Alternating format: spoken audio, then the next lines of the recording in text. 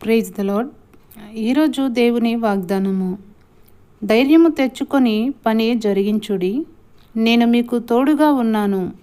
హగ్గయి గ్రంథము 2వ అధ్యాయము 4వ వచనము.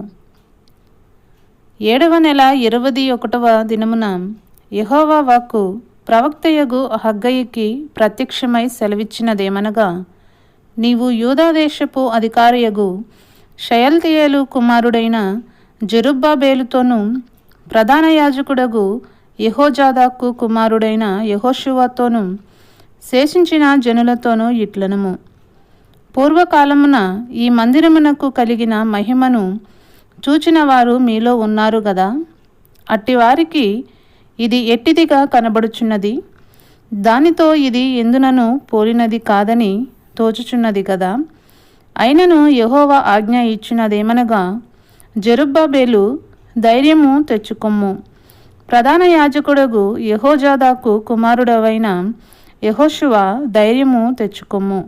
దేశములోనున్న సమస్త జనులారా ధైర్యము తెచ్చుకొని పని జరిగించుడి, నేను మీకు తోడుగా ఉన్నాను. ఇదే సైన్యములకు అధిపతియగు యెహోవా వాక్కు. మీరు పూర్వము ఐగుప్తు దేశంలో నుండి వచ్చినప్పుడు నేను మీతో చేసిన నిబంధన జ్ఞాపకము చేసుకొనుడి. నా ఆత్మ మీ మధ్యన ఉన్నది గనుక భయపడకుడి. మరియు సైన్యములకు అధిపతియగు యెహోవా సెలవిచ్చినదేమనగా, ఇక కొంతకాలము వరకు ఇంకొక మారు ఆకాశమును భూమిని సముద్రమును నేలను నేను కంపింపజేతును.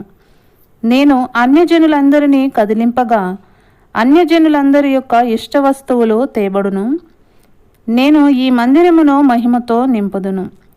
ఇదే సైన్యములకు అధిపతియగు యెహోవా వాక్కు. ఇశ్రాయేలుకు రాజైన యెహోవా మీ మధ్య ఉన్నాడు కనుక ఇక మీదట మీకు అపాయము సంభవింపదు. ఆ దినమున జనులు మీతో ఇట్లందురు, యెరూషలేము భయపడకుము, సియోను ధైర్యము తెచ్చుకొనుము. నీ దేవుడైన యెహోవా నీ మధ్య ఉన్నాడు. ఆయన శక్తిమంతుడు, ఆయన మిమ్మును రక్షించును.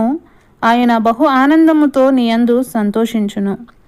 నీ యందు తనకున్న ప్రేమను బట్టి శాంతము వహించి నీ యందలి సంతోషము చేత ఆయన హర్షించు. మీకు సంభవించిన దానిని ఆలోచించుకొనుడి. కొట్లలో ధాన్యమున్నదా?